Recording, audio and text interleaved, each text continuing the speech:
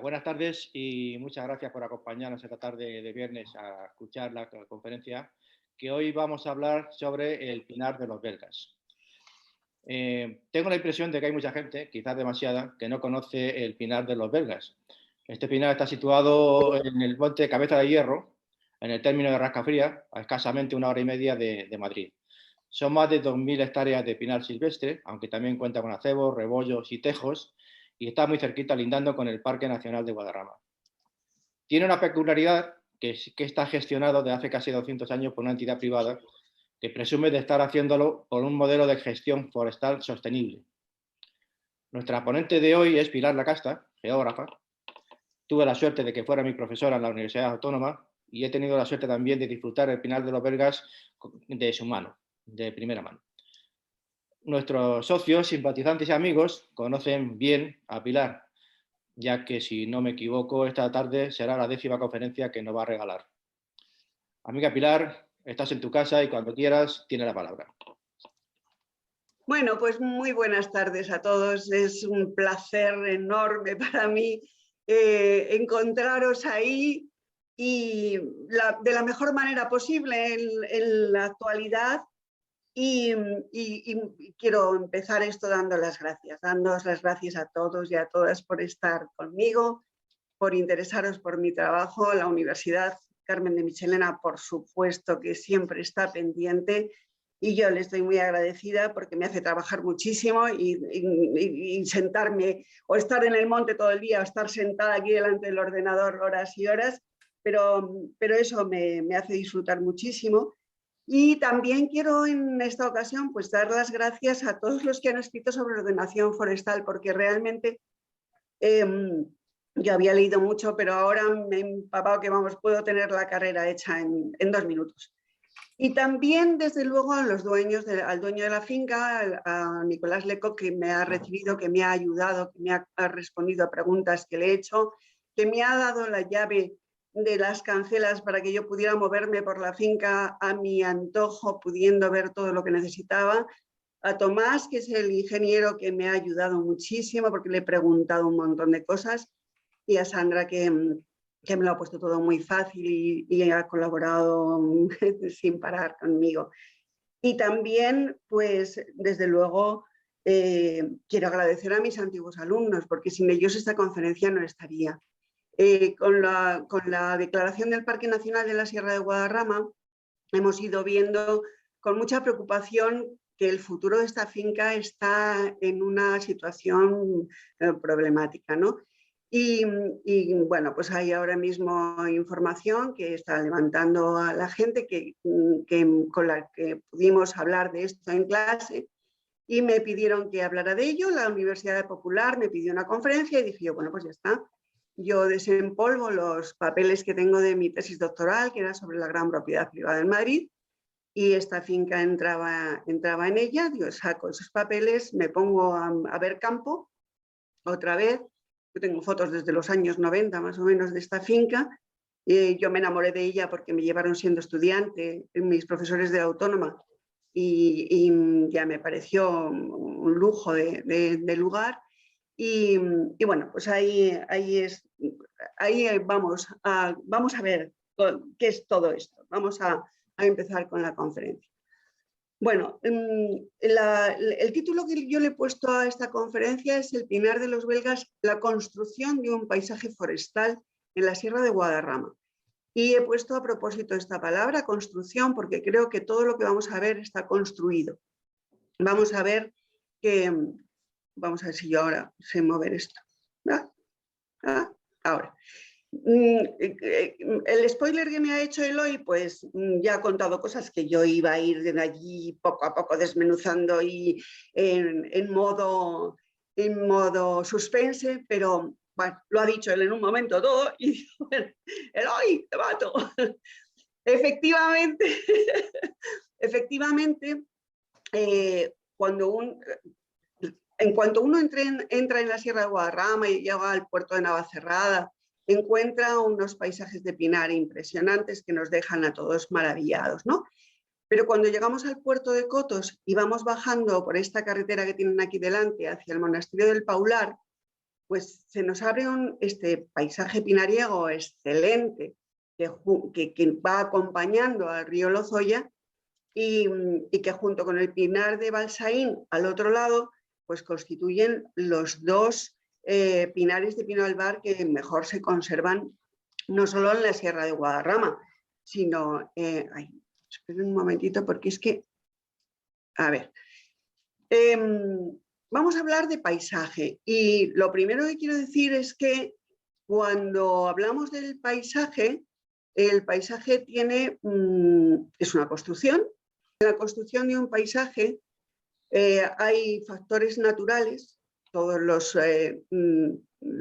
elementos geográficos, como puede ser el relieve, el clima, etcétera, y antrópicos. Y dentro de los antrópicos pues entra la propiedad, que puede ser una propiedad privada, puede ser una propiedad pública, y dentro de la pública pues puede ser del Estado, de los ayuntamientos, etcétera, y la gestión que esa propiedad hace de ese lugar. Y ahí entran dos factores: los objetivos que tiene esa propiedad, qué quiere hacer con este lugar, con esa finca suya, y la normativa que dicta la administración pública, las administraciones que sean, que le van a poner las trabas, las trabas o los elementos, ¿no?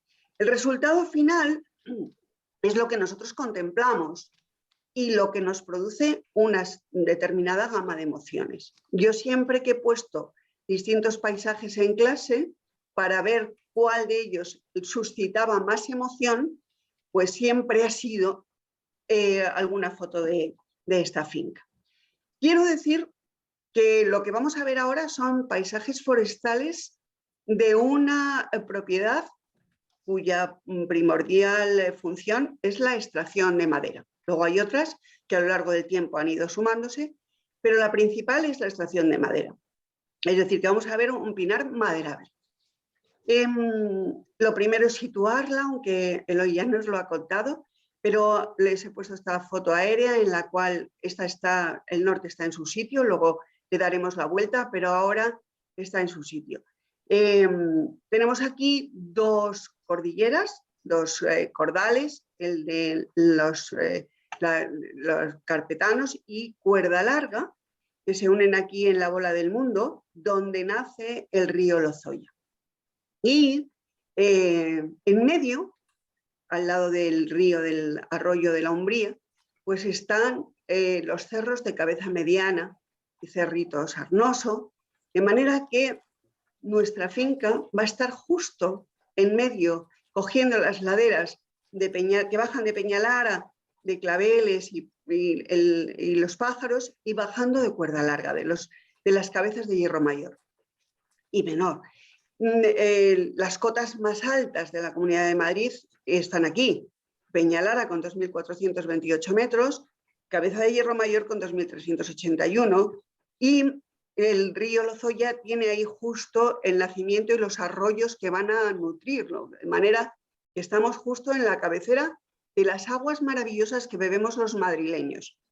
Este es el lugar donde se genera ese agua que tanto nos gusta. Ya vamos a colocar la finca en sus verdaderos límites. Bueno, me habré metido un poquito aquí, un poquito allá, porque es muy difícil, pero vamos, creo que está bastante adecuada. Y ahí tenemos pues el río Lozoya, que empieza siendo el arroyo de las Guarramillas, que hasta que no coge al arroyo de las Cerradillas tiene ese nombre, que después se llama río de la Angostura o arroyo de la Angostura, hasta que llega el arroyo del Aguilón, y ya a partir de ahí, fuera de la finca, los límites son esto rojo, pues empieza ya a llamarse río Lozoya. Es una finca, como hemos dicho, que se llama, como ha dicho Eloy, que se llama Cabeza de Hierro, Monte Cabeza de Hierro, y la propiedad es una propiedad privada, una sociedad anónima, la Sociedad Anónima Belga de los Pinares del Paular, y su superficie es efectivamente 2.053,7 hectáreas. Está, como ven, en la cabecera del río Lozoya, con las laderas de Peñalara y de...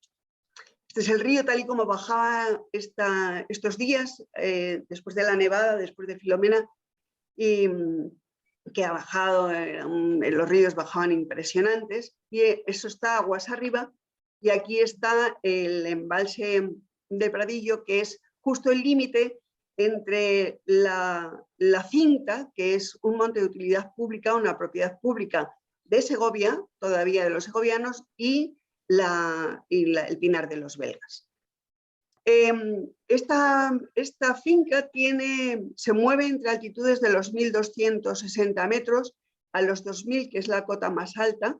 1.900 está en la zona de Peñalara y 2.000 en la zona de Cabezas de Hierro.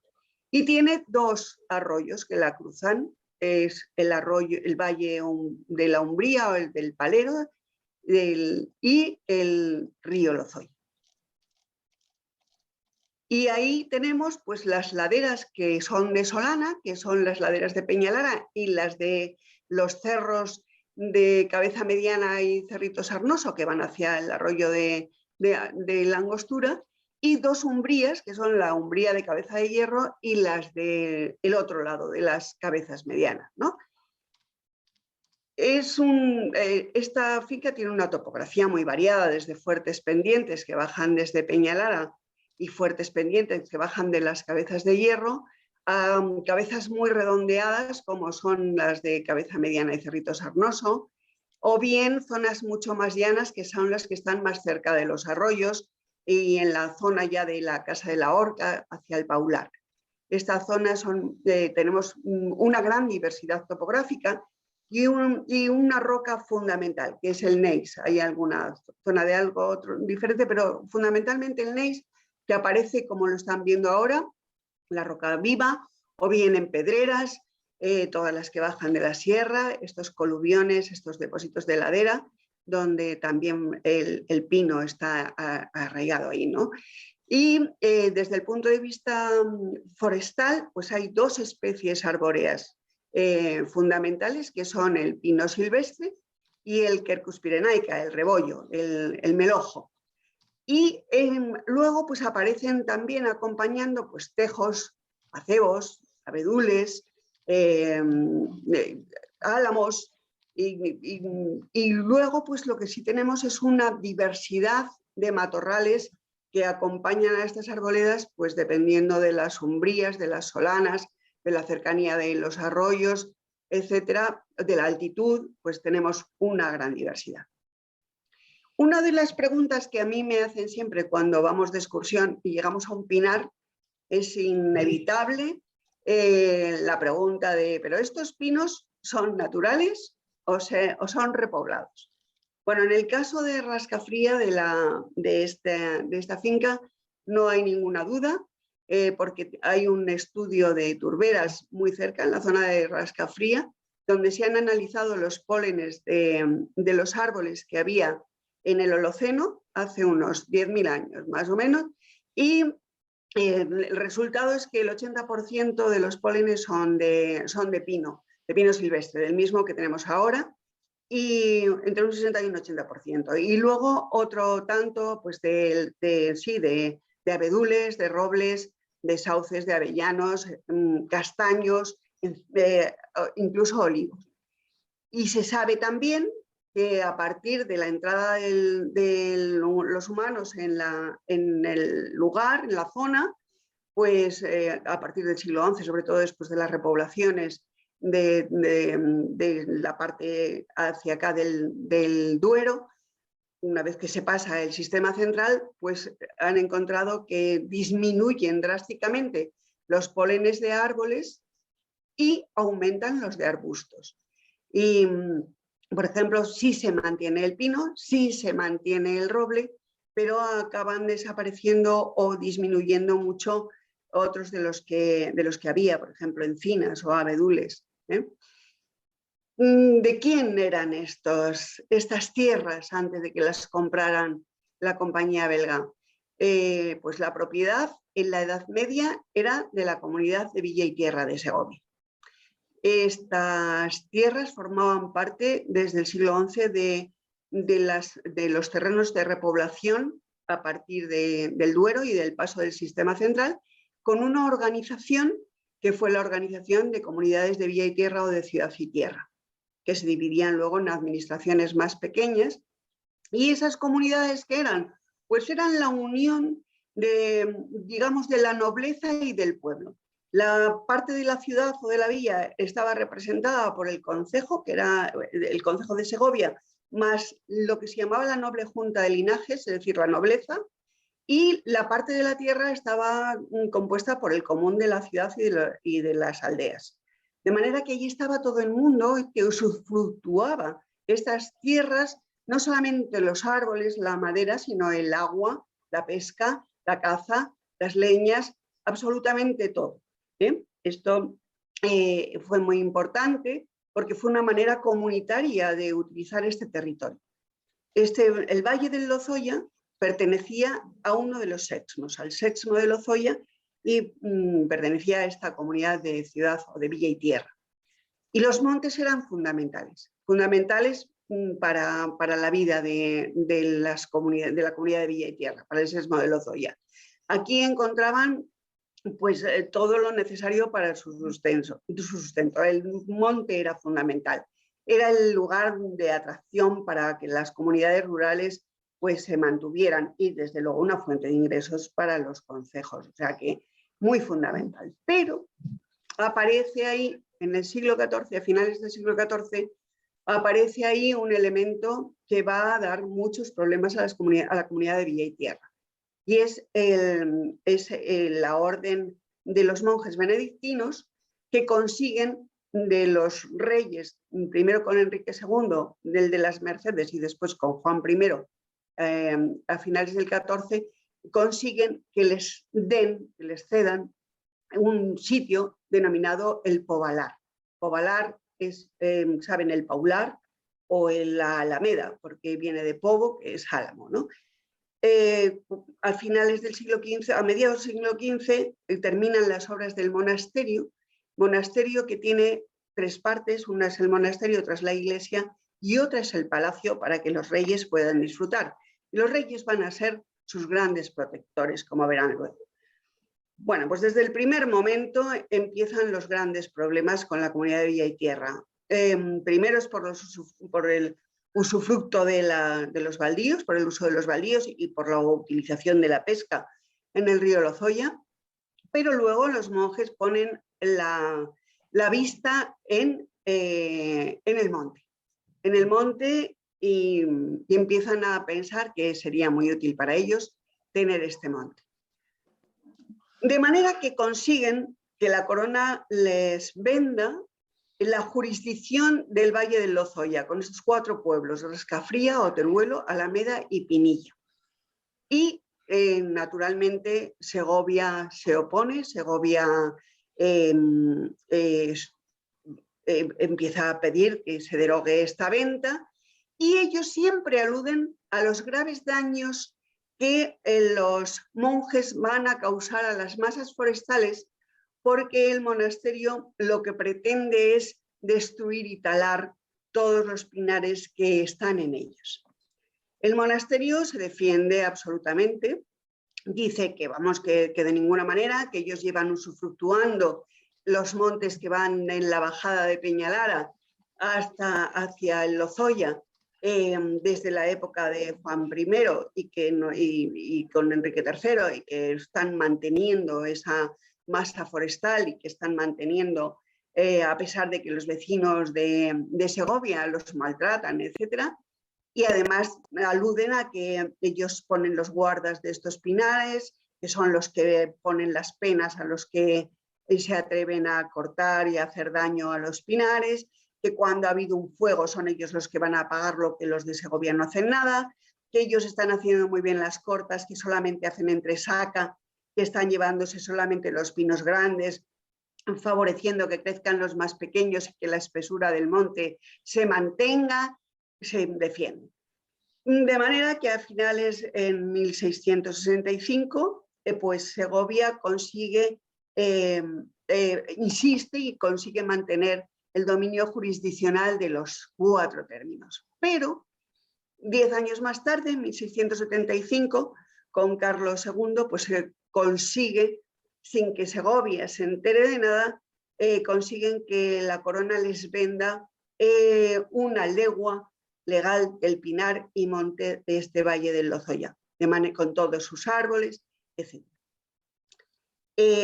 Bueno, esta compra les cuesta nada, es muy barata, les sale muy barata. Segovia protesta y le pide que le dejen ser, que su derecho de tanteo sea reconocido, pero entonces el convento aumenta la oferta, entran en una subasta que Segovia no sabe dónde va a terminar, porque realmente además va a pagar por un predio que es suyo, de manera que tiene que ceder y llegar a un acuerdo. Ese acuerdo se realiza con unas condiciones. Una es la servidumbre de leñas. Esta servidumbre lo que hace es que obliga al monasterio a que los pueblos del valle y Sexmo de Lozoya pues puedan obtener la madera que necesitan para hacer sus casas, sus iglesias, sus ermitas, y también puedan tener acceso a las leñas muertas y a las teas para su servicio. Y también una servidumbre que es fundamental todavía en los días de hoy, que es la servidumbre de pasto. Quedan exceptuados todos los pastos del monte, son comunes y los puede pastorear toda la gente del valle y de Segovia. De manera que con esto, quédense con esto porque es muy importante, en 1688 se realiza la venta y se escritura en 1703.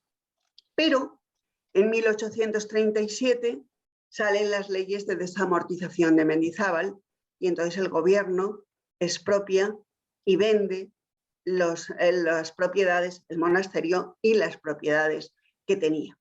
De manera que el predio del monte pues sale a pública subasta y es adjudicado a un tal Andrés Andreu, que después lo cede a Adriano Benito Burruno, que es el representante de la Sociedad Civil Belga del Monte del Paular. Y en 1864 se otorga la escritura de venta de la sociedad. En el 78 cambia el nombre y de sociedad civil pasa a ser sociedad anónima. Hay que tener en cuenta que cuando se vende esta finca en la desamortización, quizás sea un poco fuerte decir que les engañaron un poco, ¿no? Porque se estipulaba que había muchos más pinos de los que luego se contabilizaron. Se estipulaban 2 millones de pinos y cuando se contabilizaron había 600.000. Además había una masa de robles de unos 5.000 robles pequeñitos como los que ven aquí, que eran considerados en ese momento una masa nociva, no daba ningún beneficio. Lo mismo pasó con la superficie. La superficie se estipuló, para que se haga una idea, la finca viene por aquí, más o menos viene aquí. Esta foto está hecha desde aquí, desde Cabeza Mediana, y desde ahí se ve el otro lado, que serían todas las cabezas de hierro, viene hasta aquí, hasta allá. De tal manera que toda esta finca se estipuló que tenía también unas 24.000 fanegas, que eran unas 10.000 y pico hectáreas, pero cuando se midió, pues resultó que eran 2.053. Siempre recordaré que es un monte maderable y que su función es la producción de madera de pino desde el momento de su compra por la sociedad civil. Ya estaba siendo tratado como tal por los monjes. Hay una cuestión ahí que a mí me ha resultado muy interesante, que he buscado muchísimo, porque se les acusaba a los monjes de talar árboles para el molino, que tenían un molino de papel, un batán en el río. Pero yo al final, que me he leído hasta tesis dedicadas a cómo se hacía el papel, pues creo que no puede ser, porque el papel se hace con trapos hasta el siglo XIX y ya se había vendido esto cuando se empieza a utilizar la celulosa para hacer papel. Entonces creo que no puede ser, pero lo he leído y quería saber si efectivamente el pinar lo querían los monjes para su industria papelera. Bueno, hay que decir que el elemento fundamental de este pinar es el pino silvestre, El pino silvestre, ya saben que es la especie de pino más importante para madera. Es la que se considera que da, es la especie de pino que se considera que da mejor madera en España. Y desde luego, si hay un pino que tenga una importancia fundamental en este sentido, es el pinar que hay en toda esta zona, tanto Balsaín como el de Rascafría, que es el de los belgas. Y hay que decir varias cosas sobre este pinar. Lo primero que hay que decir es que la propiedad que compra este pinar mantiene la masa forestal. Y eso no es lo corriente. Lo normal que ocurría cuando se compraba una finca en desamortización es que lo primero que se hacía era talar los árboles para poder pagar el precio que había costado la finca. Y en esta se mantiene ese pinar. Segundo, que nunca se practicaron este tipo de talas, cortas a hecho, cortas a matarrasa, que dejaban completamente, como ven aquí, pelado el monte, sino que justamente en esta finca se adoptaron unas técnicas que estaban empezando a funcionar, bueno, llevaban desde finales del 18 funcionando en Europa, sobre todo en Alemania, y que eran unas técnicas en las que era una ciencia novedosa, la taxonómica, y que lo que se buscaba era conciliar la explotación racional del bosque con la conservación del mismo. Y ellos lo ponen en práctica. Y como pueden ver aquí, esta es la zona de la Iruela, la Sierra de la Puebla, como pueden ver aquí el paisaje también es muy diferente, porque otra de las cosas que no se hizo en esta finca fue una repoblación. Toda la manera de generar el pino es de una forma natural. Así que el paisaje tiene las características de un pinar maderable, pero muy diferente al que están viendo por aquí. En cuanto a la otra pata, hemos visto ya dos, la naturaleza y la propiedad. Ahora vamos a meternos con la gestión. La otra pata de cómo se crea un paisaje es cómo se gestiona ese paisaje, qué queremos de ese paisaje, qué queremos de ese territorio, ¿no?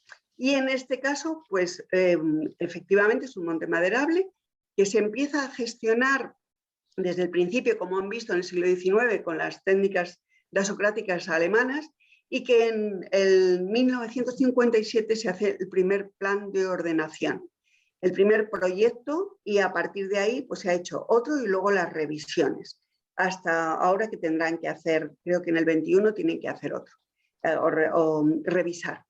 ¿Qué se hace con una ordenación forestal? Bueno, pues fundamentalmente es ayudar a la naturaleza. Lo que se hace con una ordenación forestal bien hecha o que intente gestionar de una forma sostenible, pues lo que se hace es ayudar a que lo que hace la naturaleza, pues hacerlo antes y con mejor práctica, ¿no? En realidad es una manera de planificar qué se quiere hacer en un tiempo determinado, en un espacio determinado. La empresa tiene que tener sus objetivos, pero luego tiene que aceptar pues, la legislación que hay sobre montes y sobre medio ambiente. En el año 1957, cuando se hace el primer plan de ordenación, se hace algo que se hace en el resto de los montes 20 años después, que es organizar el monte en cuarteles y en rodales. En el monte Cabezas de Hierro se distribuye en 6 cuarteles y luego en 80, si no recuerdo mal, porque ahora yo la barra esa no la veo, lo que tengo ahí escrito arriba no lo veo, y entonces está dividido en rodales para una gestión del monte. Quiero que se fijen en este, que es el que baja de Cabezas de Hierro, el C, porque va a ser el cuartel que va a ser el fundamental desde el punto de vista de la protección. Y esta es la manera de enterarnos si estamos en un rodal o en otro, que los árboles están marcados con un anillo blanco y el nombre del rodal, el número del rodal. Bueno, decir que esta es una masa natural y por lo tanto es una masa que funciona estupendamente, que vegeta estupendamente, está en su medio sin ningún problema. Entonces, cuando se gestiona este monte, o cualquier monte, pero en este caso, pues lo que tienen que tener en cuenta es que cuando se intervenga en él, se haga con muchísimo cuidado para que no haya cambios muy bruscos que puedan interferir en la humedad, en la entrada de luz, en la espesura, en que todo esté muy equilibrado, porque si no, inmediatamente las plagas se hacen dueñas del asunto. Y hablando de plagas, pues este monte tiene un par de ellas que son las que pueden causar pues más problemas, ¿no? Este árbol que tienen aquí es lo que llaman un árbol chamoso. Está afectado por un hongo, el Felinus pini, que es un hongo que hay que decir que no mata a su huésped. Se mete en árboles que están ya muy viejitos y que está muriendo su madera. Lo único que ocurre es que es un árbol que lo va descomponiendo, de manera que si luego quieres sacar madera de él, pues ya no vale para nada. Ataca a los árboles de más de 100 años, que es 120 más o menos es la edad del pino, y entonces a partir de ahí pues hay que tratar estas plagas inmediatamente porque si no es un problema. Esta foto no es mía, me encanta, pero no es mía, pero no he hecho ninguna de esta otra enfermedad. Es el otro hongo, bueno, tengo algunas, pero no se veían muy bien y he preferido esta que es tan bonita. Es otro hongo que es lo que llaman la roya del pino, produce unos pinos que llaman sarrosos. Es una enfermedad que empieza como con tiene un honguito pequeñito amarillo, después se forma una mancha negra y lo que hace el árbol es generar mucha resina y se hace una tea, de tal manera que muere, ¿no? Y esta enfermedad sí que ataca a árboles más jóvenes y luego a los más viejitos también. Y la otra es la procesionaria, pero de esta hay muy poca en este pinar. Es una plaga poco habitual. Bueno, lo que vamos a ver es en muchas ocasiones el aspecto del bosque, tanto si lo miramos desde la lejanía como si nos metemos dentro de él, un aspecto muy asilvestrado, como de bosque natural. Y eso, desde luego, se debe a que se aplican un tipo de cortas, una manera de ir sacando la madera de tal forma que esta masa pueda seguir siendo una masa con edades diferentes, aunque veremos que hay zonas donde sí que aparecen masas coetáneas, ¿no? Esta palabra me la ha dicho Tomás, que no la utilizaba bien. Bueno, una cuestión muy importante es que este pinar tiene su propio aserradero y que toda la madera que se sacaba del pinar pues iba a este aserradero. ¿Qué le interesaba al aserradero? Pues tener el pinar estupendo para ir sacando año tras año. De hecho, así llevan 160 años y el bosque sigue en pie y el bosque se regenera. De tal manera que lo que consiguen con este sistema, con un largo plazo, con que el monte se regenere en 120 años, pues resulta que van manteniendo una masa en perfecto estado. Y lo que pretenden fundamental, bueno, este es un tipo de actuación que se hace en las zonas más protectoras, en masas de pino, donde necesitan más cuidado, y aquí pues hay una prioridad evidente en la gestión, que la voy a repetir mucho, que es conservar y mejorar la capacidad productiva, no solo del vuelo, no solo de los árboles, sino también del suelo. Las dos cosas son fundamentales. Y bueno, vamos a ir viendo una serie, vamos a ver primero, es que tengo que mover la barra porque no veo lo que tengo arriba, la legislación. ¿Qué es lo que, qué normativas ha ido habiendo para esto? Bueno, tenemos que pensar que este es un monte privado, ¿eh? Y por lo tanto, la primera idea que se nos puede ocurrir es que puede hacer lo que le dé la gana, pero resulta que no es así. Al principio sí, en el siglo XIX hasta la segunda mitad del siglo XIX, libertad absoluta en el uso de los montes de particulares. Pero a partir de 1865 se consideró que los montes maderables y los que ejercieran efectos positivos sobre el medio ambiente, lo que llamamos medio ambiente, que ayudaran a evitar catástrofes naturales, etcétera, pues que debían estar en manos públicas.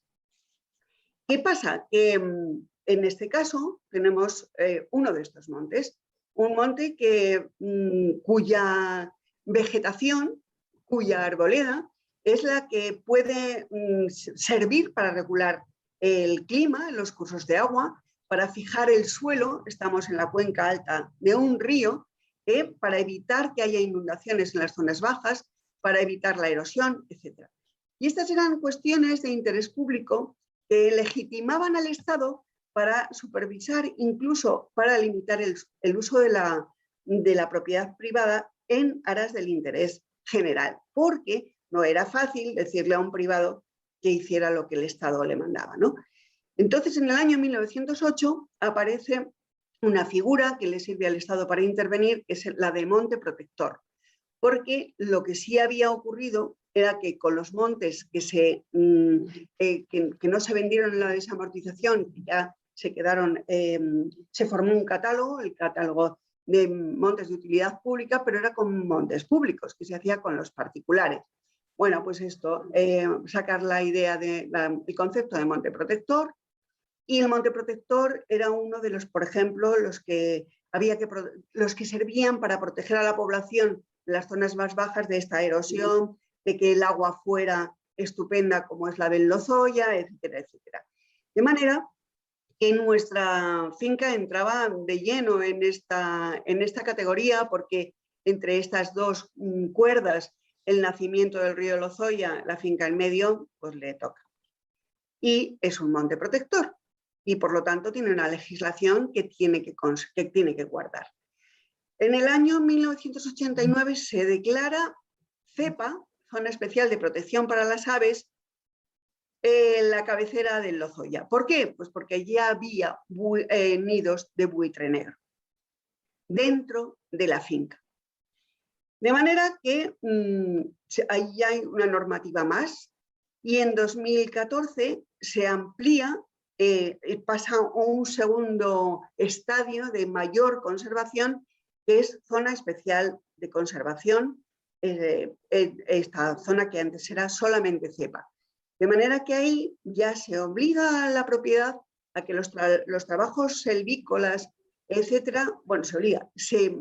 Hay una normativa que trabaja con el tema, por ejemplo, de los matorrales, que es la zona arbustiva, que luego veremos que es muy importante, y que va a cambiar de ser un monte protegido o protector, o productor, o turístico, bueno, ahí vamos a tener uno de los debates.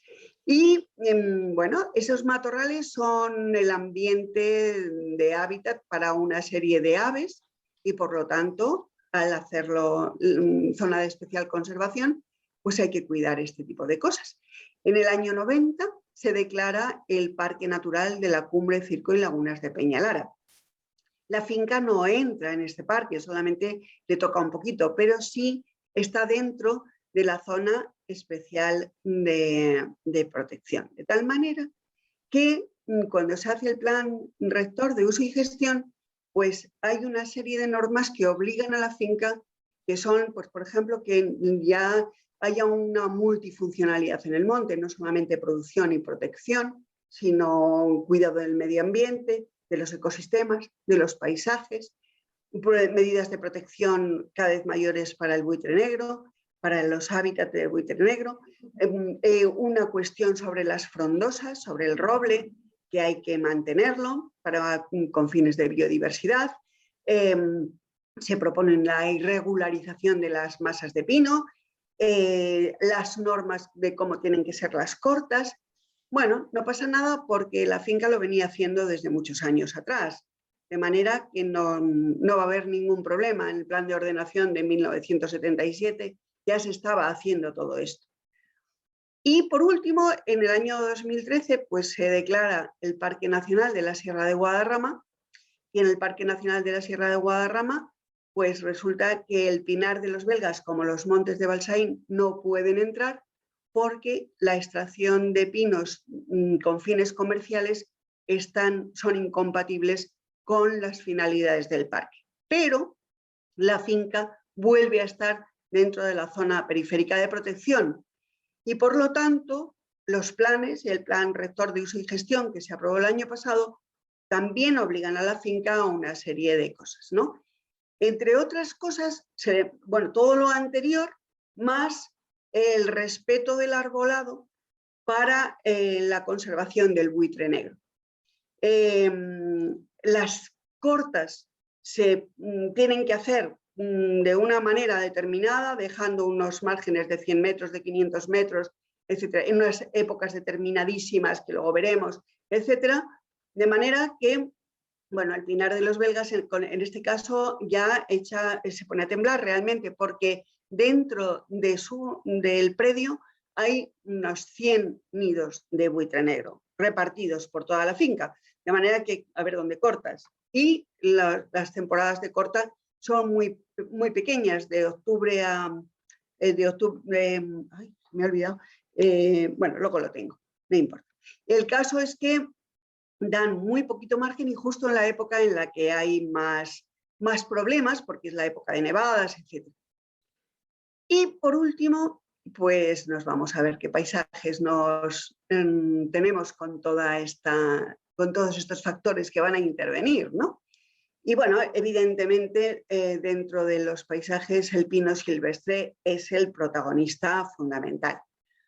Pero vamos a encontrar muchos matices dentro del bosque, muchos matices que tienen que ver con ese carácter de pinar maderable, pero que en esa explotación maderera se han tenido en cuenta tres cosas muy importantes.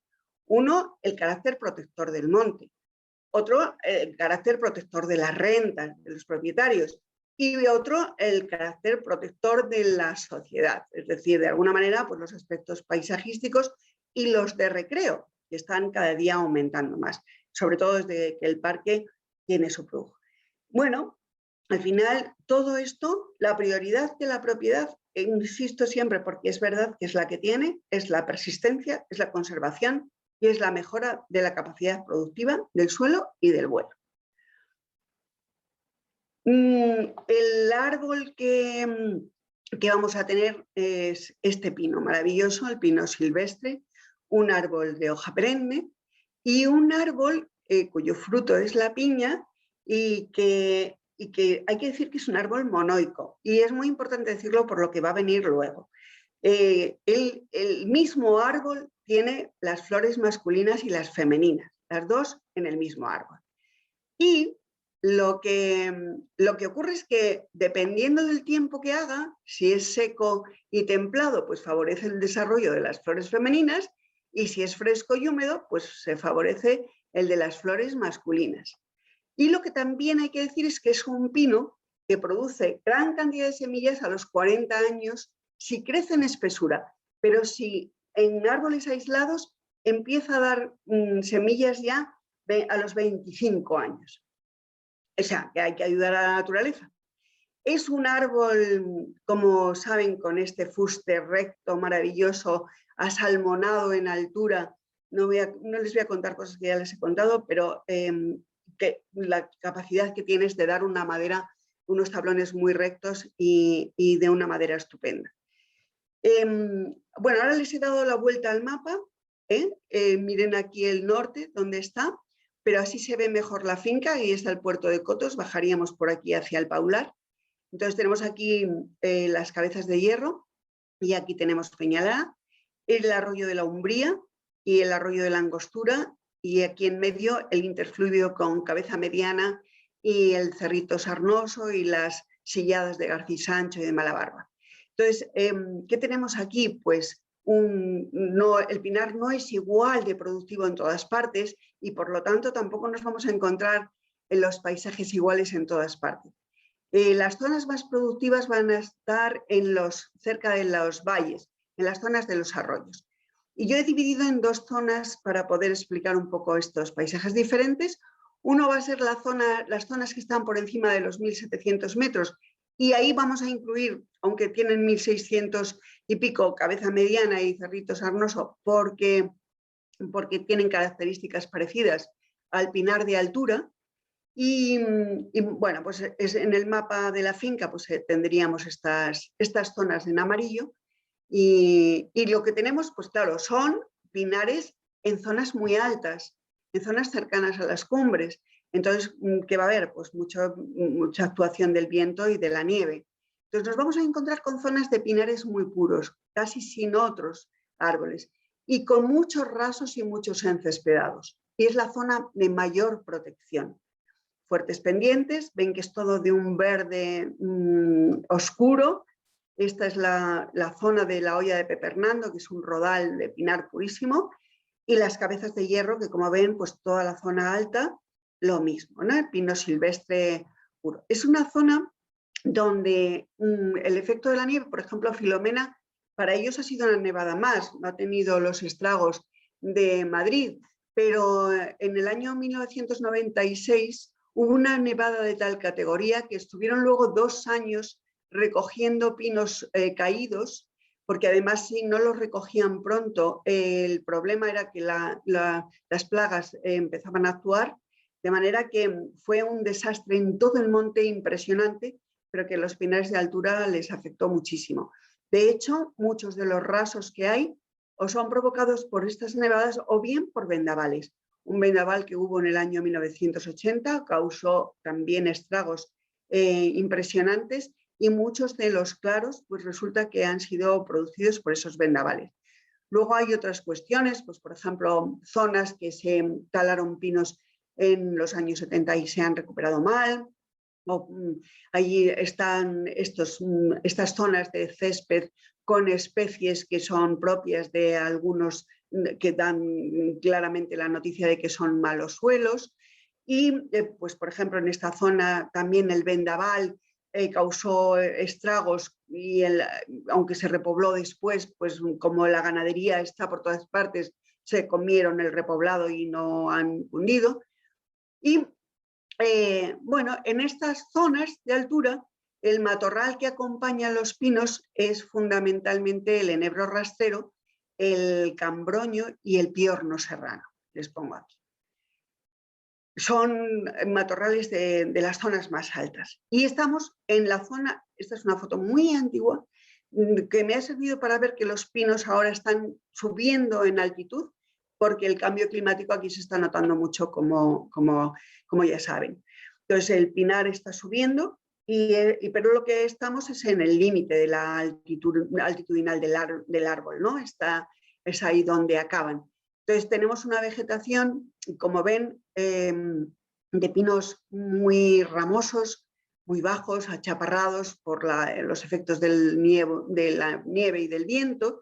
Y decir que toda esta zona es, si todo el monte es protector, aquí es donde más actuación se está haciendo, es donde más medidas de protección se hacen, porque de aquí bajan todos los arroyos que tiene la finca y que bajan al río Lozoya.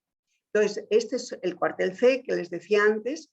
Ahí se está practicando un tipo de corta que es fundamentalmente, bueno, tiene unos nombres, se llama el método selvícola, y es muy interesante porque las cortas las llaman a la esperilla y a la espesilla.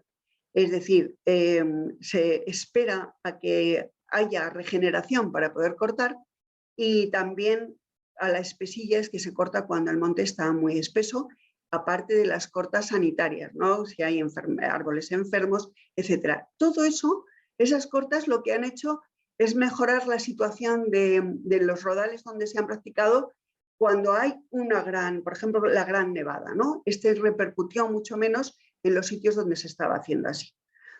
En la zona de cabeza mediana, pues ya lo ven, desde la foto aérea la ven muy bien, cómo son zonas que tienen grandes claros, que tienen zonas rocosas, y por lo tanto también es una zona más de protección porque la producción aquí es muy baja, la masa está bastante aclarada. Este es el cerrito sarnoso, ya lo ven, son cerros muy azotados también por el viento, a veces no hay regeneración suficiente, han sido muy afectados por nevadas. Entonces tenemos un paisaje de árboles, de zonas claras, con algo de matorral, con árboles achaparrados, con árboles viejos, con árboles ramosos, con algunos chamosos, Los chamosos no los quitan todos y no los quitan por razones de biodiversidad. Yo cuando los empecé a ver dije, pero ¿por qué no quitan estos árboles que estarán contagiando y no sé cuántos y tal? Bueno, pues no, y no los quitan, me contó Tomás, porque estos son los preferidos de los pájaros carpinteros, que al ser árboles que tienen ya mucho, está muy podrida la madera, está muy flojita, está muy blandita, y es ahí donde ellos pueden hacer muy fácilmente sus nidos. Y como los pájaros carpinteros son buenos controladores de las plagas de xilófagos, pues hay que dejar estos árboles. Y porque además aquí tienen el hongo que produce esta enfermedad, en realidad lo que hacen es hacer que se pudra la madera de un árbol que ya está muriendo, ¿no? Pero lo que hacen los pájaros carpinteros cuando hacen sus nidos aquí, y cuando abandonan los nidos, esos son aprovechados por otras especies, otras serie de pues, ardillas, por ejemplo, murciélagos y otro tipo de aves, con lo cual aumenta también el número de depredadores y por lo tanto la biodiversidad está servida, ¿no? Los paisajes de los cerros son espectaculares, con muchos árboles ramosos, viejos y muchos árboles padre-madre. Les voy a llamar así, luego les explico por qué, pero bueno, son los fecundadores y aquí están los magníficos árboles. Está lleno, es una de las zonas de él. Y luego pues muchos de los árboles que llaman extracortables, que son los árboles que han sido indultados para que se vea un poco cómo era esta masa, lo extraordinario de esta masa, ¿no? Y lo que tenemos también es la zona más amplia, pastos hay por todo el monte, pero aquí se reúnen las superficies más grandes. Y estas superficies de rasos comprados, pues son las servidumbres de pastos que desde la compra del pinar por el monasterio todavía sigue vigente. Hay que decir que la hierba y el pino compiten por el agua y por los nutrientes. Es decir, que no siempre es beneficiosa para que se reproduzca el pino, y ahí, entre lo que se comen el ganado y lo que la hierba impide, pues tenemos lo que tenemos.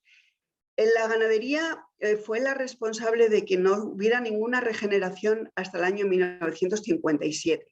A partir de entonces se fue pactando con la Comunidad de Villa y Tierra, con Segovia, mediante pagos, pues que no entraran primero los ganados cabríos, después las ovejas, entraron en las últimas en el año 62, pero ahora siguen entrando vacas, de manera que este sigue vigente. Y luego pues tenemos también zonas donde aquí es donde afloran más las rocas. El resto del monte es donde se encuentra, vamos a quitar lo que hemos visto ya y nos quedamos con el resto, y ahí es donde vamos a encontrar pues mucha diversidad de paisajes. Esta es la zona donde se encuentran pues las zonas más productivas del monte. Vamos a encontrar masas puras de pino, pero también otras zonas donde va a estar el pino con el roble.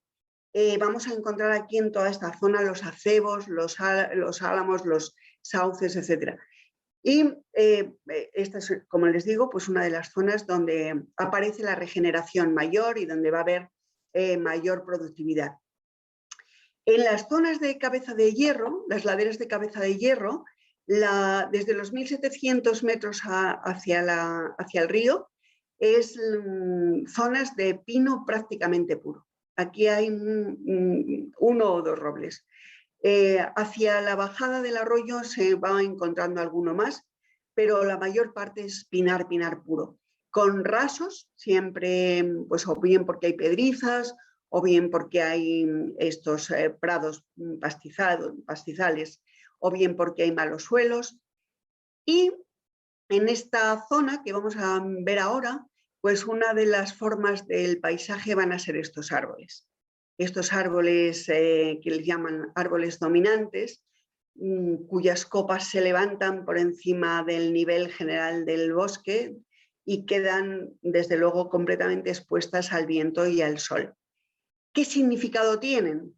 Pues este es el proceso de ir aclarando el monte poco a poco, Entonces, en un primer aclareo se van quitando todos aquellos árboles que están enfermos, los que son dominados, los que están torcidos, puntisecos, etc. Y se dejan aquellos que pueden proporcionar las mejores semillas, que antes les llamaban árboles padre, pero que ahora les llaman árboles madre. Entonces, vamos a llamarles padre-madre y ya está. Más tarde, estos árboles tendrán otra función. Cuando los retoños hayan crecido, van a quedarse para protegerlos de una insolación demasiado grande, de las heladas, de las sequías, y entonces adquieren el nombre de nodrizas o de progenitores. Y es muy interesante verlo en los anillos del árbol, porque miren, en esta parte están los anillos muy cerrados, porque había muchos árboles alrededor de este y competían por la luz, por el agua, por los nutrientes, y cuando se ha hecho el aclareo, miren cómo ha crecido, se ha expandido, porque ya no tiene esa competencia, ¿no? Bueno, aquí tenemos un estupendo árbol padre que se ha dejado con sus hijitos todos alrededor, todos los brinzales que van a salir. Estos se llaman cortas diseminatorias, que lo que hacen es favorecer la entrada de la luz para que puedan germinar los piñones de estos árboles padre-madre. Son los brinzales, y los brinzales son pies cuyo origen es una semilla. En el pino no rebrotan de raíz ni de tocón, como veremos luego en el roble.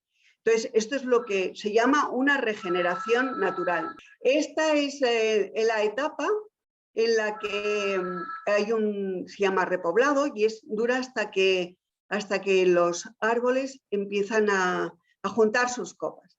Es este momento, esto podríamos decir que es la adolescencia, momento en el que se juntan las copas y empiezan a pelearse entre ellos por la luz y los nutrientes.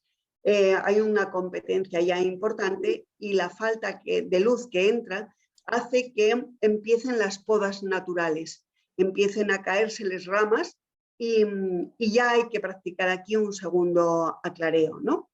En este aclareo sucesivo, en el que se van abriendo estos huecos, van formando el pinar que llegará a su madurez, ¿no? Y lo que hay aquí pues son árboles de todas las edades, como van viendo. Cuando la masa ha llegado a su madurez, cuando la regeneración ya se ha conseguido, pues entonces se cortarán estos árboles padre-madre y volverán a aclararse para volver a regenerar el monte. Entonces, de esta manera, este monte siempre va a tener una masa activa y unas posibilidades de regeneración inmediata, ¿no? Esa es la fase de fustal en la que sigue a ese monte bravo, donde estaban los adolescentes. Ya empieza a haber también una gran competencia y esta masa cerrada se aproxima a la madurez, que es el estado fustal, que es el momento en que ya están dispuestos para su corta. Si se deja más, este árbol que ya es muy grueso, tiene más de 50 centímetros, los árboles que hemos estado midiendo pues tienen 65, 70 y de ahí en adelante los extracortables, pues corren el riesgo de de que su madera empiece a ser chamosa, ¿no? a coger enfermedades. Por eso es importante en ese momento cortarlos, porque todavía su madera es muy buena. Si los dejas más tiempo, va a tener la pudrición del hongo. De manera que algunos se dejan, pero tienen esta posibilidad, ¿no? En el monte hay zonas que están mucho más expuestas que otras a sufrir los efectos de la intemperie, ¿no? De la naturaleza. Hemos visto las nevadas, los vendavales, pero también ha habido años de extrema sequía, por ejemplo, del año 78 al 81. En el 81 este enorme vendaval que arrasó miles de árboles, pero después siguieron años de veranos secos y calurosos, del 83 al 86. En el 96 vino la gran nevada esta que ha sido la brutal para este monte y para toda la Sierra de Guadarrama. En fin, hay que estar pendiente de qué ocurre con la naturaleza también, ¿no? Hay un paisaje que a mí me ha llamado mucho la atención y se lo pongo aquí aunque parece que no es muy importante, y es que en algunos rodales los pinos están muy invadidos por líquenes. Yo he podido ver que algunos se correspondían con zonas que habían sido afectadas por el vendaval del 81. El líquen que hay aquí es el que más abunda, es el Pseudoebernia furfurácea, aunque yo he mandado esta foto a una amiga experta en líquenes y me ha dicho que es una ebernia, que se confunden. Pero los expertos que escriben sobre líquenes de la Sierra de Guadarrama dicen que es una pseudoebernia. Bueno, da igual. Lo importante es que este líquen es el que aparece en estas arboledas que parecen que tiene un aspecto muy machacado. En realidad no debería ser. El líquen, que saben que es un hongo, una asociación de hongo y alga, es un epífito, no vive sobre las plantas, pero no es un parásito, no se alimenta de ellas, como sí ocurre con el muérdago, que también hay en el monte, aunque muy poco. Pero miren qué aspecto de decaimiento tienen. Y yo me preguntaba, pero se lo he preguntado a todo el mundo que sabe de esto y nadie me ha sabido contestar. Me dicen que los líquenes están en perfecto estado y digo yo, ¿y el árbol por qué está con este aspecto? Bueno, lo único que he conseguido averiguar que podría ser es que el líquen necesita mucha humedad. Y es verdad que todos los rodales que he visto así están cerca de arroyos o están en zonas de toyas, en zonas muy húmedas. Entonces, ahí existe la posibilidad de que se desarrolle un hongo parásito que puede afectar a los árboles. Lo que sí parece, desde luego no el líquen, lo que sí parece es que para que el líquen esté en las ramas, tiene que tener, el líquen necesita también mucha humedad, pues para que se desarrolle ahí es porque el árbol está menos vigoroso.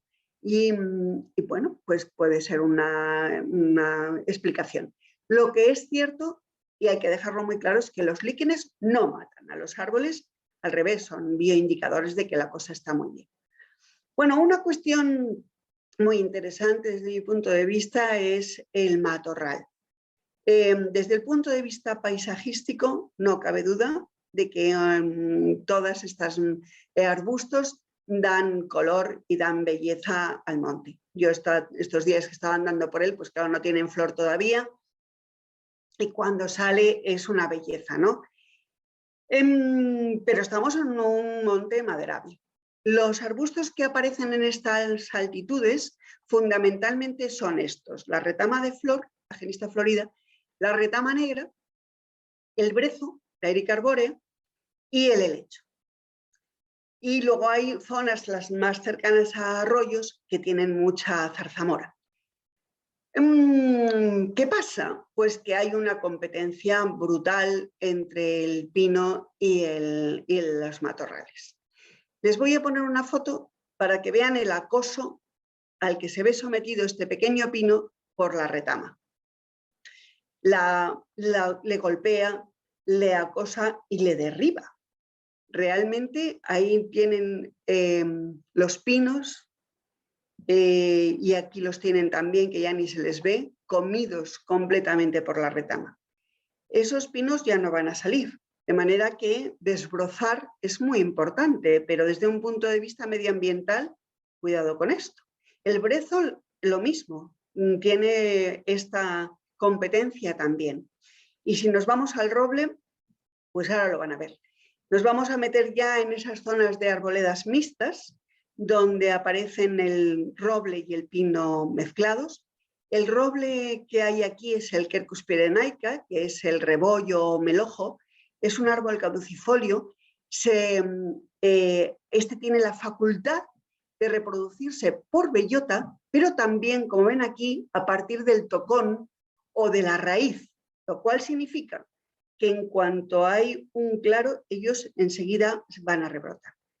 Esta mezcla de pino y rebollo, aquí en otoño, estos cambios de paisaje con las estaciones, están fundamentalmente en las laderas de Peñalara, de claveles y pájaros. Toda esta zona y la zona que baja al arroyo de la Umbría desde la cabeza mediana van a ser las zonas donde más, y luego ya a la salida del arroyo en las cotas más bajas. Ahí es donde también vamos a encontrar elementos interesantes de tejo, de acebo, etc. En la primera ordenación del año 57, el roble, las matas de roble que aparecen, que se encuentra Ximénez de Embún, que es el ingeniero que va a hacer la ordenación, dice hay que quitar todo esto porque esto es masa nociva, no aporta ningún beneficio, esto es un pinar, esto no, y es muy competidor con el pino.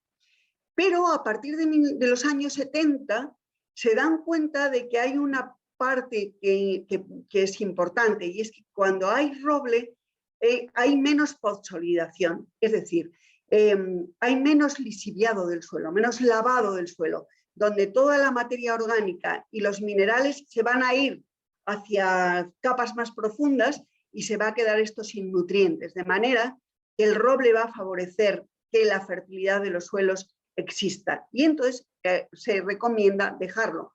Cuando sean grandecitos, no a estas matas que no sirven más que para competir. ¿Cómo compiten? Pues como antes la retama, aquí ven el ejemplo, un pimpollo de pino, un roble, el roble tiene la hoja ancha, con el viento golpea a la cabeza del pino, al ápice, y lo descabeza completamente y ese pino ya no sale. De manera que ahí tienen un estado de ansiedad. Bueno, lo que ocurre es que también el roble tiene, a ver, en la naturaleza, como en todas partes, nada es bueno ni malo. Todo tiene su parte positiva y su parte negativa. ¿Qué ocurre? Pues que también la presencia del roble es un factor benefactor para la lucha contra las enfermedades. En cuanto hay biodiversidad, ya saben, ya no hay plagas, entonces esto mejora la situación. Bueno, pues estas decisiones que se tomaron en la segunda ordenación, que fue el de 1977, cuando se rechazó la idea de eliminar el rebollo, no solamente ya con un planteamiento productivo, sino también ya con planteamientos ecológicos y paisajísticos, lo que ha hecho es que haya unos cambios en el paisaje espectaculares, porque se ha conservado esta mezcla de pino y de Quercus pyrenaica en todas las zonas donde el roble crece, y está creciendo bastante arriba. Claro, ¿qué ocurre con eso? Pues que el paisaje es precioso, pero hay muchas zonas que están totalmente invadidas por el rebollo, porque al cortar el pino, el rebrote que hace de cepa el rebollo pues es inmediato. Entonces ya ahí empieza a generarse el rebollar, y entonces pues hay varios rodales, hay bastantes rodales en el monte que eran de pinos, donde hay tocones estupendos, grandes, pero que ahora son rebollares. Y esto no sirve ahora mismo para nada. Ahora tendría que haber una legislación de la Comunidad de Madrid que les permitiera manejar también esto, pero ahora mismo no se puede cortar ningún ejemplar. Bueno, esta es una zona magnífica donde aparecen árboles como este, que son otro tipo de Quercus petra, donde aparece también el acebo. El acebo es otra historia también interesante. Está por todo el monte, está fundamentalmente próximo a los arroyos y a las toyas, estas zonas semipantanosas que hay de agua y barro donde te metes y ya no puedes salir. Y estas zonas pues, son muy utilizadas por el ganado, es ahí donde se revuelcan, donde se desparasitan.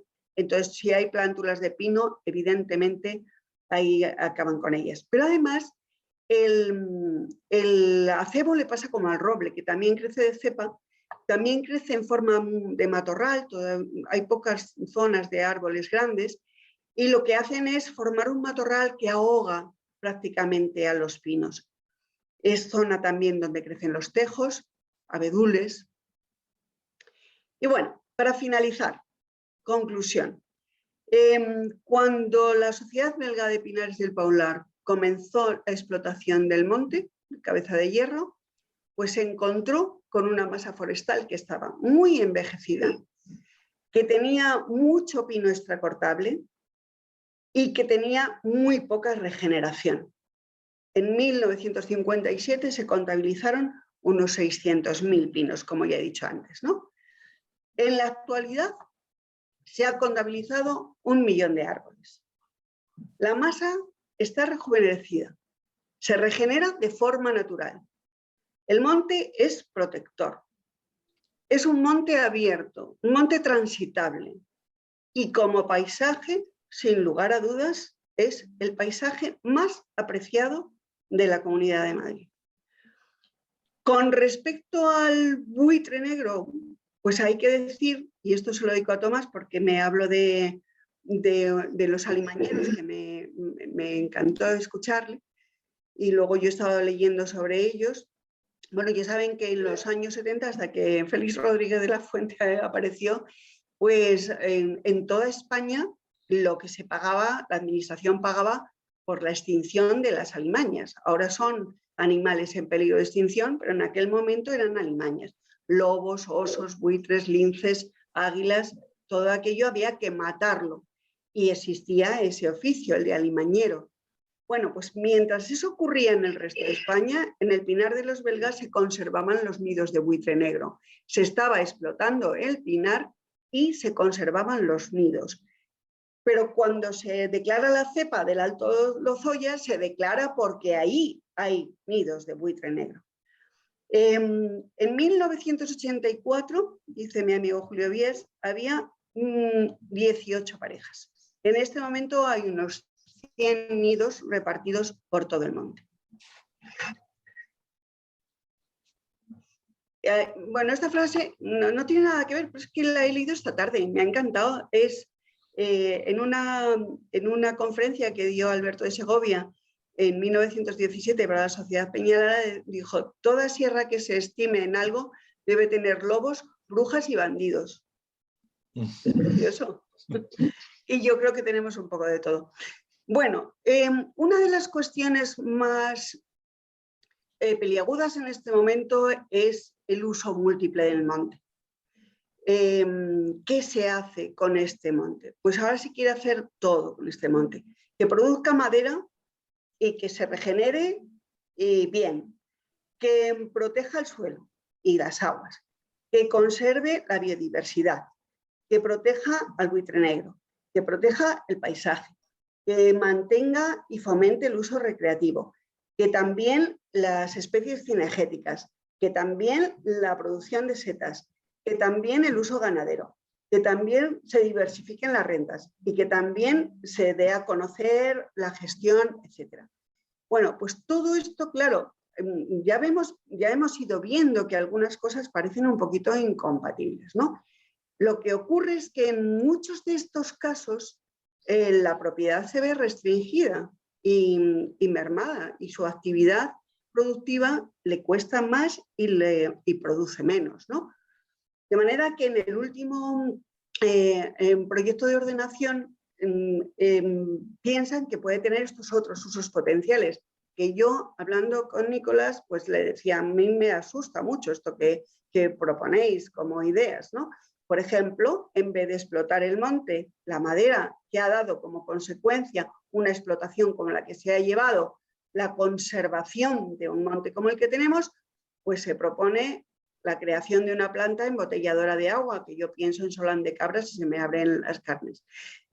La construcción de una zona de alojamientos rurales, la creación de rutas, claro, para caminantes de todos los modelos. Bueno, finalmente, esto lo he copiado tal cual lo he leído en una declaración, ¿no? Porque la empresa se enfrenta hoy al reto decisivo de garantizar la subsistencia del Pinar de los Belgas.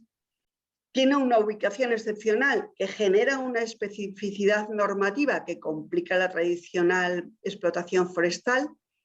La sostenibilidad que persiguen los poderes públicos está hoy en riesgo, pues la presión normativa medioambiental y turística están comprometiendo los principios de la gestión privada, y la empresa, pues ya saben, ha manifestado públicamente su predisposición a conversar sobre el futuro de la propiedad con las administraciones estatal o autonómica. En su defecto, la oferta queda abierta a empresas y particulares interesados en adquirir una propiedad de altísimo valor ecológico y ubicación excepcional. Bueno, yo les propongo Bueno, les propongo nada. Supongo que se les habrá ocurrido miles de cosas para debatir, pero yo me he preguntado después de esto, ¿dónde está el verdadero peligro medioambiental? Entonces, pienso, no queremos explotación productiva de nuestros montes, pero compramos luego muebles de madera que no sabemos de dónde vienen, de los bosques, cómo se están talando, qué se está conservando, qué formas de explotación tienen. No queremos que se extraiga madera porque puede molestar a los buitres, pero luego no importa llenar la sierra con esas competiciones multitudinarias. No sabemos cómo hacer para conservar los montes, evitar los incendios, evitar el abandono rural, pero el campo se abandona cuando no hay rentabilidad ni en la explotación forestal ni en la agrícola. Cada vez se da más importancia a los productos de cercanía. ¿Por qué? Pues porque mejoran la alimentación, porque hay menor huella ecológica, no tienen que venir en avión, porque hay mantenimiento de la población rural y el cuidado de los montes y así no hay incendios, pero luego vamos al supermercado y no vemos nada de proximidad. Está todo lleno de productos que vienen de lejísimos. Las patatas vienen de Perú, las cebollas, no encuentras una cebolla de aquí, las judías de Marruecos, en fin. La administración autonómica vemos que muchas veces pone trabas y dicta leyes medioambientales a actividades sostenibles de agricultura, de montes, a espacios que han sido bien gestionados y que por eso mantienen estos valores medioambientales, pero luego permite prácticas agrarias que contaminan agua y suelo y no pasa nada. Incluso dentro de zonas de parques, porque tenemos noticia de algunas. En fin, muchísimas gracias por estar ahí. Muy bien, Pilar, muchísimas gracias. Enormemente pedagógica la exposición que nos has hecho y el apoyo en la colección fotográfica, vamos, ya con esto ha redondeado absolutamente, ¿no?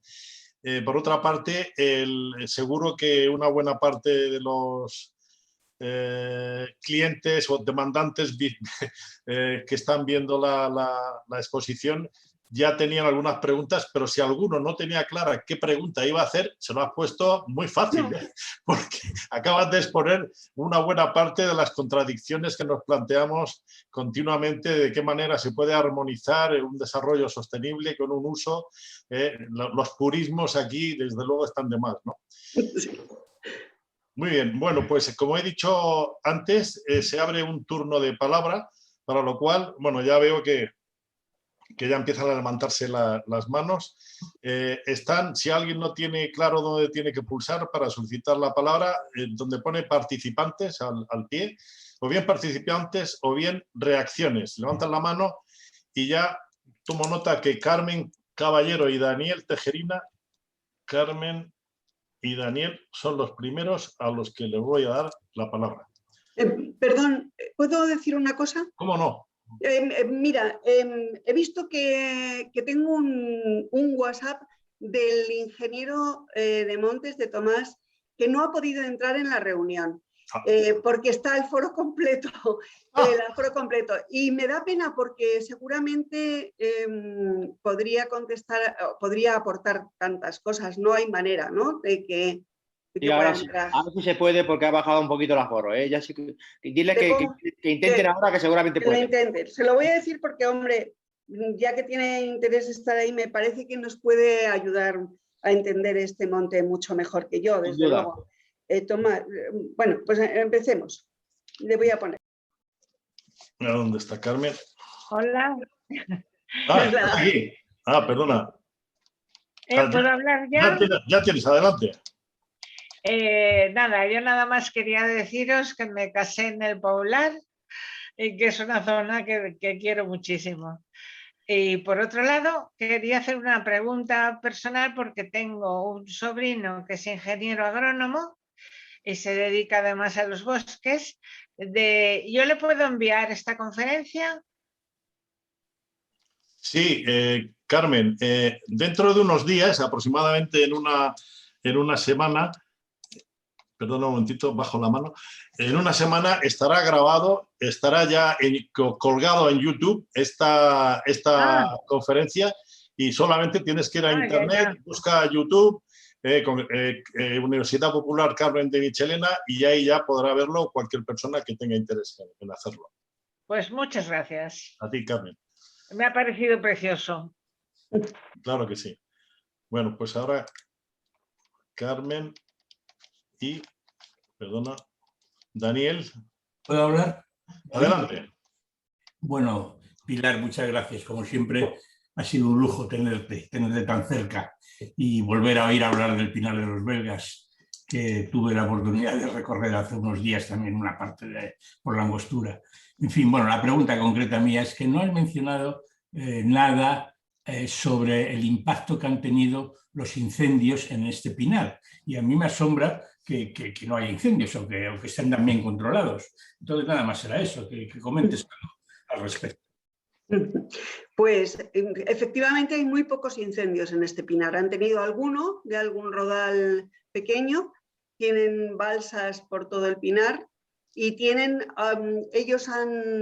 bueno, una cosa muy interesante hablando de este tema es que ahora están negociando con Rascafría la recogida de leñas porque tenían un acuerdo, la servidumbre de leñas de la Comunidad de Villa y Tierra pues esa se abandonó, pero tuvieron un acuerdo con Rascafría para retirar las leñas y que los vecinos de Rascafría ayudaran en la extinción de incendios si se producía alguno.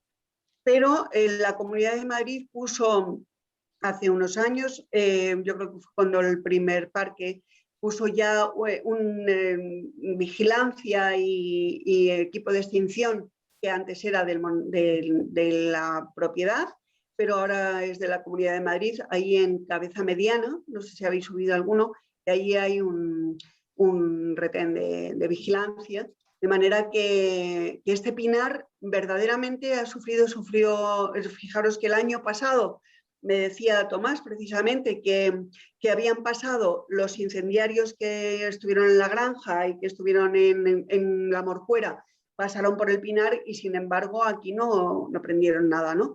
Ha habido algún incendio pequeño y no nada importante. Y claro, me decía Nicolás también, si un día se prende fuego esto, el agua de Madrid, adiós muy buenas. Sí, Eloy. Claro. Sí, perdón un segundo, Eloy. Conchita Mendívil le hace una pregunta a través del chat. Pregunta, ¿el pino albar es igual que el silvestre? Sí, el mismo. El color rojizo, ¿por qué hongo se produce? Bueno, hay un hongo, el que produce el pino sarroso es de color anaranjado, pero no es el color de la corteza. El color de la corteza cambia, si se han fijado, es que no me daba tiempo a contarlo todo, pero bueno, el color de la corteza, si se fijan, es diferente en la parte de abajo del pino y en la parte de arriba. No solamente el color, sino la textura es mucho más gruesa en la parte de abajo, va agrandándose además con la edad, cuartea más, y en la parte de arriba es como escamas de pez, de color anaranjado, de color asalmonado, que es lo que da la belleza de este pino y de estos pinares que al atardecer es una explosión de fuego, ¿no? Y parece ser que eso es por una cuestión de eficacia. Si el pino se prende por abajo, por la base, muere, pero si se prenden las copas, no muere. Entonces, la corteza que necesita ser muy fuerte es la que hay por abajo, pero por arriba no necesita una corteza tan gruesa, de tal manera que no invierte en ella. Ahorra. Y entonces tiene ese color por esa razón, si yo no estoy equivocada. Muchas gracias. Eloy, cuando quieras.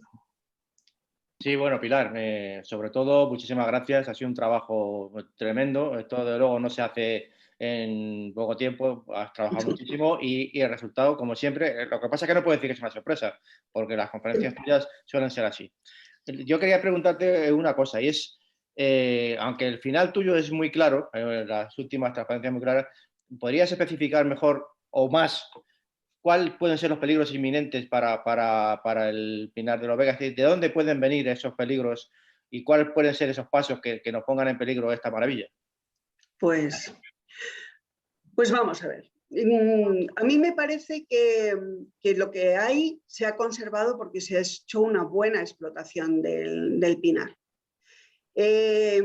yo le decía a Nicolás, a mí me asusta mucho que pongáis una planta de embotelladora de agua, porque eso significa que van a entrar camiones, que van a salir camiones, que no queremos camiones para que saquen la madera, pero sí los queremos para que saquen luego botellas de agua, primero, porque es apropiarse de un bien público, de todos, como hacía la Comunidad de Villa y Tierra, que luego ya se privatiza. Cuidado. Bueno, este es otro tema y es otra conferencia, ¿eh? Lo del agua a mí me preocupa muy seriamente. De hecho, ya está cotizando en bolsa en Estados Unidos y es un tema muy serio. Pero bueno, es decir, se pueden poner ahí actividades que sean mucho más negativas para la conservación del monte de lo que se está haciendo ahora.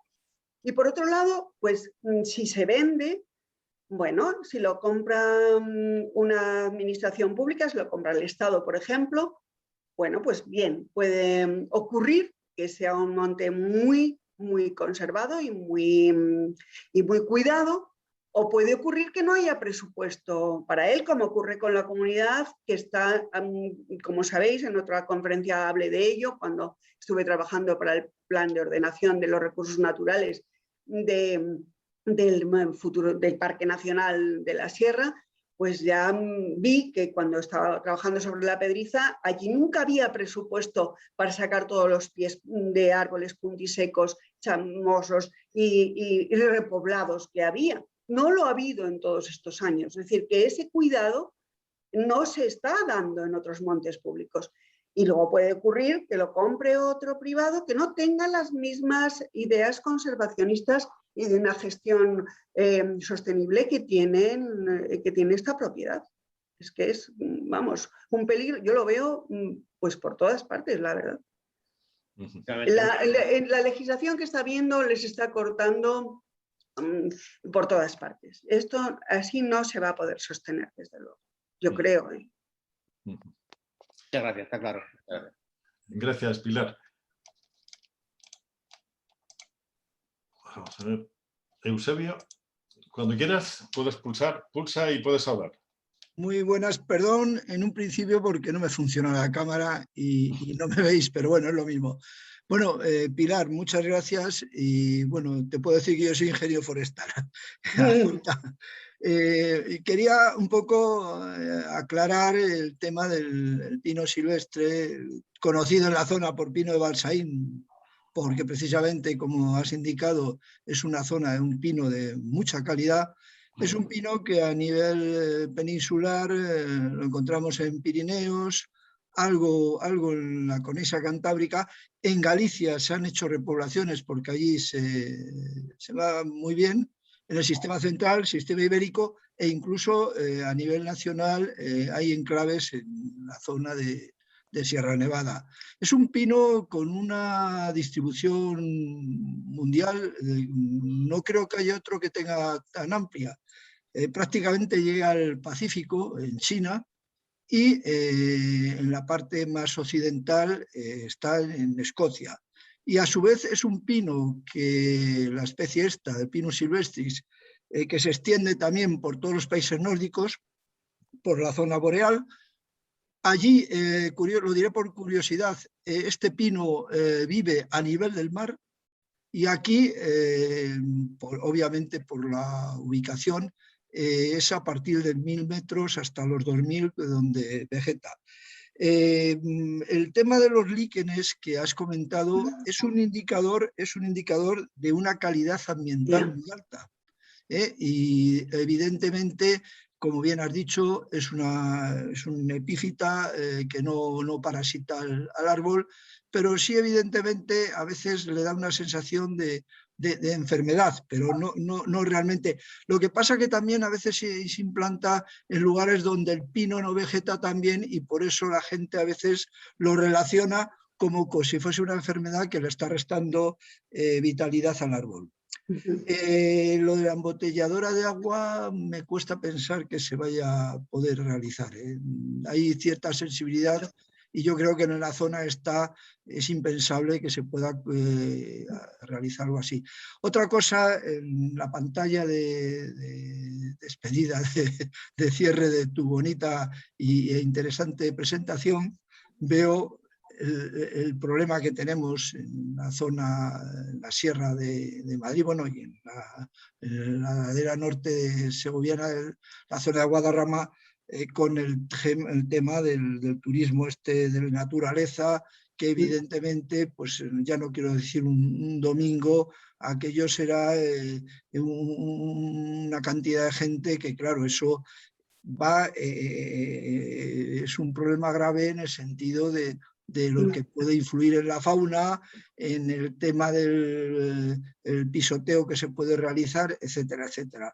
Pero bueno, yo entiendo que en la actualidad el aprovechamiento maderable no es rentable. No hay ninguna empresa que se pueda mantener si no hay rentabilidad. El coste de extracción hace imposible, e incluso tú decías y hablabas muy bien de que a veces se trae la madera de otros sitios, países nórdicos, con la huella que puede generar y que de hecho genera de contaminación, cuando a lo mejor tenemos madera de calidad, que es este pino, y otro pino también de mucha calidad es el pino salgareño, el Pinus nigra, subespecie Salmazani. Y bueno, lo único que puedo decir que es muy interesante este acercamiento de estos espacios naturales, y sobre todo pues he llegado a ver que casi ha habido 100 participantes, lo cual quiere decir que hay interés por el tema. Y cierro mi aportación dando las gracias tanto a la presentadora como a los que habéis colaborado de alguna forma, pues siendo moderadores, por llamarlos de alguna forma. Y bueno, espero que sigáis en esta línea de aportaciones de este tipo. Muchas gracias. Muchas gracias, Eusebio. No somos moderadores, somos agitadores. Agitadores. Muy bien. Pues muchas gracias a todos. Pedro García te propone, Pilar, nos propone algo más lúdico. La pregunta es, ¿podría organizarse alguna visita al Pinar y al Aserradero? Guiada, sí. Guiada, eso sí, por Pilar. No, sí, de hecho, Tomás me dijo que si quería llevar a mis alumnos, los llevara, y vosotros sois como si lo fuerais. No, por supuesto que sí. Es que se han ofrecido a acompañarnos una visita si queremos ir. Sería estupendo, ya lo creo. Tomamos la palabra y a ver si estamos vacunados, si no todos, la mayor parte. Sí, con el efecto rebaño. Y si no nos ponemos en la distancia adecuada. Sí, el Pinar es grande, o sea que podríamos estar por ahí. Pues sí, sería estupendo. Tomamos la palabra. Otra pregunta por chat. Belén López te pregunta, ¿es visitable? ¿Qué efecto produce el senderismo intensivo, las bicicletas, las motos? ¿No se han planteado un crowdfunding? ¿Se pueden apadrinar pinos? Qué bueno. Pues bueno, el efecto de la cantidad de gente que está llegando, además desde que está el Parque Nacional, claro, esto está siendo el colchón del parque. Los que no pueden ir allí me están viniendo aquí. Está siendo tremendo. Es verdad que es visitable porque hay vías verdes, hay una GR que pasa también, es decir, que se puede recorrer andando sin problemas, ¿no? El problema es que hay mucha gente que ensucia mucho. Entonces ellos están ahora recogiendo muchísima basura de lo que deja la gente. O sea, el problema no es que vaya gente, el problema es cómo va la gente. Yo de momento bicicletas y eso no he visto, no me he encontrado con ellas. Me he encontrado carreras por la carretera que lo parte, la carretera pasa por la mitad, y carreras de coches, sí, estos días que he estado yendo tanto, pues bueno, los días de nieve que he andado por ahí arriba con nieve, con lluvia, con sol, con de todo, con viento, con todo, pues hay días que bueno, la carretera era un rally, desde luego. Pero bueno, o sea, se ocurrirá, o sea, esto es inevitable. Y ellos están muy preocupados, naturalmente. Lógico. Muy bien, muchas gracias, Pilar. Vicente, cuando quieras. Buenas noches, Pilar. Y hola. Muchísimas gracias, y me uno a las felicitaciones que anteriormente te han hecho otros participantes. He sacado la conclusión de tu conferencia que, aunque sea de una manera excepcional, hay empresas privadas, explotaciones, que son capaces de compatibilizar sus fines económicos con la conservación y la preservación de los elementos naturales que nos corresponden a todos.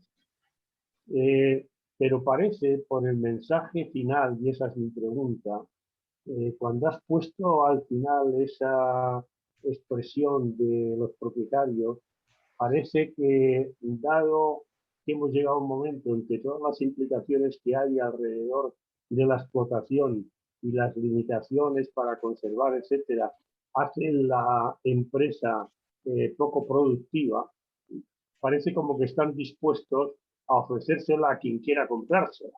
No sé si he sacado una conclusión errónea o no. Me gustaría que lo aclarases. Sí, parece que las dificultades que tienen en este momento son muy grandes y verdaderamente están en una situación de empezar a hablar del tema de la venta. Sí. Qué miedo. Muy bien, otra pregunta, Pilar. Bueno, perdona. José Ranz pregunta, ¿puedes preguntar por mí? Bueno, si puedo preguntar, hacer la pregunta, perdona. El bosque se regenera cada 120 años, afirma. ¿Qué criterio se sigue con la edad del pino para hacerla corta? El criterio aquí es de 20 años. O sea, lo que van haciendo es lo que he ido explicando, ¿no? Hacer estas cortas aclaratorias de tal manera que se vaya regenerando a medida que van extrayendo madera.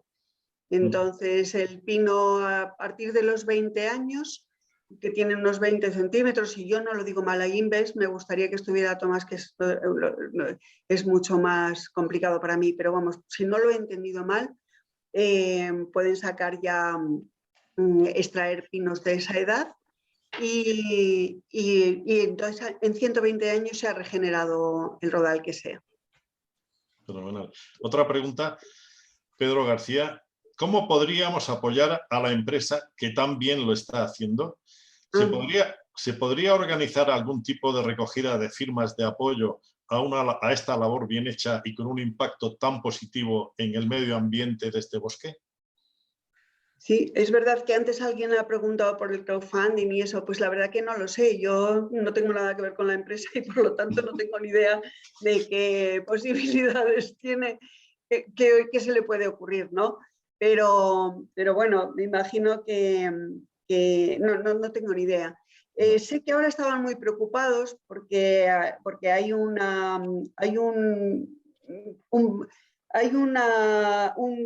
momento de que el movimiento ecologista, sí que es verdad que yo de hecho he firmado un manifiesto que a ellos les ha venido muy mal y que yo les dije, bueno, yo apoyaba verdaderamente, creo que sí apoyaba que hubiera, si se va a vender, que lo compre el Estado, preferiblemente a que lo compre una empresa de otro sitio, ¿no?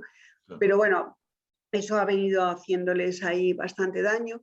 Entonces, bueno, yo lo que sí creo es que después de estar trabajando por estas cosas y de firmar muchos manifiestos que a veces no les detenidamente, sí me he dado cuenta de que hay que estar muy seguro de lo que se firma, de lo que firmamos y de lo que hacemos. Y saber muy bien dónde nos estamos metiendo, ¿no? Porque a veces creemos que apoyamos y ayudamos y a lo mejor pues es lo contrario, ¿no? Bueno, no lo sé, no sé cómo se les puede ayudar, la verdad.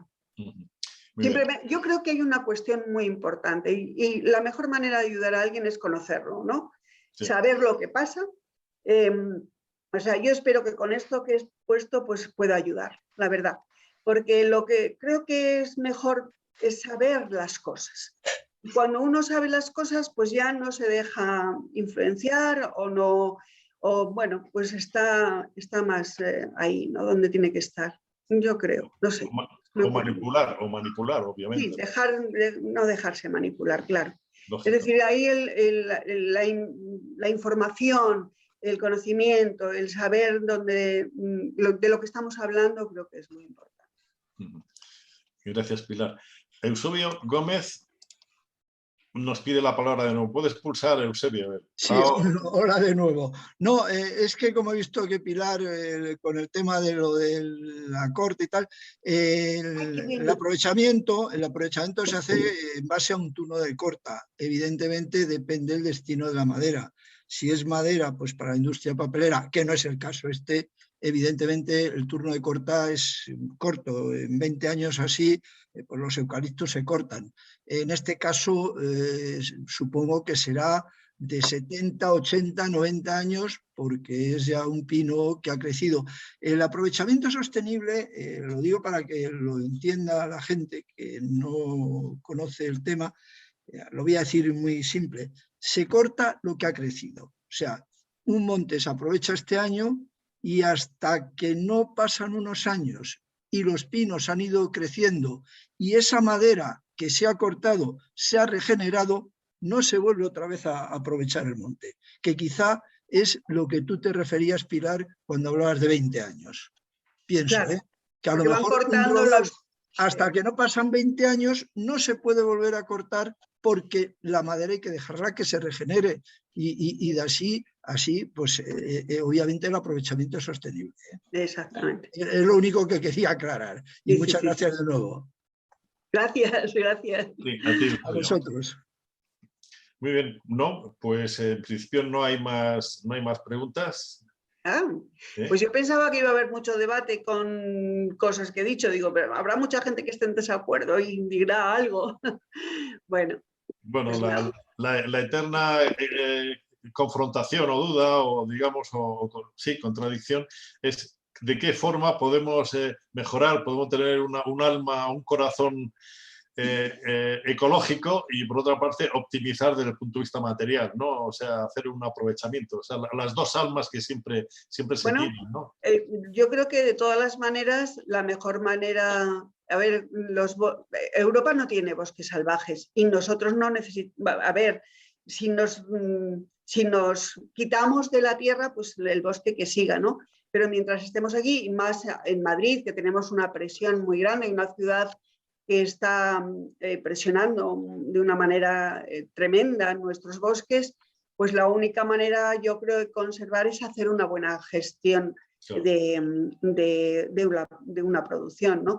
Claro, ¿qué pasa? Que estamos otra vez en lo de antes. Si resulta que cuando los ayuntamientos o las comunidades o los entes públicos van a hacer una obra en las calles, en los parques, en donde sea, en vez de utilizar la madera de cercanía, de proximidad, la que se está fabricando aquí al lado, de buena calidad, etcétera, se encargan a una empresa extranjera de lo que sea, de plástico, de lo que sea, o tal, pues estamos perjudicando nuestros propios intereses y nuestros propios bosques. Bueno, lo voy a quitar, ¿eh? Es decir, claro, pues ahí están las ayudas. La ayuda es esa. Estar acabando. No sé, ya termina prácticamente, pero digo, bueno. Consumamos lo que tenemos al lado. La ayuda es que favorezcamos nuestros propios recursos. La ayuda es que yo creo que esa es la ayuda fundamental. Fenomenal. Muy bien. Bueno. Pues si no hay ninguna pregunta más, yo creo que podemos dar por terminada la conferencia, dándote, como no, las gracias, Pilar. Todo lo que has dicho es muy, muy interesante. Tiene un componente pedagógico, se nota mucho la carrera. Y bueno, pues de alguna manera, yo particularmente, ya cuando me hablas de los pinos, el pino de allí, el que estábamos comentando, sí, el pino así, sí, que es el que como comúnmente se conoce. Sí, es pues, que tiene su denominación de origen. Sí, pero digo que ya de alguna manera son como criaturas. Al fin y al cabo son criaturas, ¿no? Claro, pero es que Con eso es alma. así. Muy bien, pues muchísimas Bueno, pues gracias. muchísimas gracias a vosotros. Y muy buenas noches y a todo el mundo muchísimas gracias. Eso, muchas gracias a buenas todos. noches. Muy bien. Gracias. Gracias, Muchas Pilar. gracias, Pilar. Muchas muy gracias, interesante. Pilar. Gracias. Muchas gracias a todos. Gracias por Gracias, estar un ahí. placer. Claro, muchísimas Vamos a ver si gracias. nos vamos de excursión. Venga. Eso, la excursión que nos quedó pendiente. Hola, Sí, hija. al Pinar de los Belgas. Vamos a ir. Sí. Muy bien, A muchísimas ver gracias. el mejor paisaje de Madrid. Bueno, Sí. A todos. que estéis Gracias. bien todos. Adiós. Adiós. Buenas noches. Hasta luego.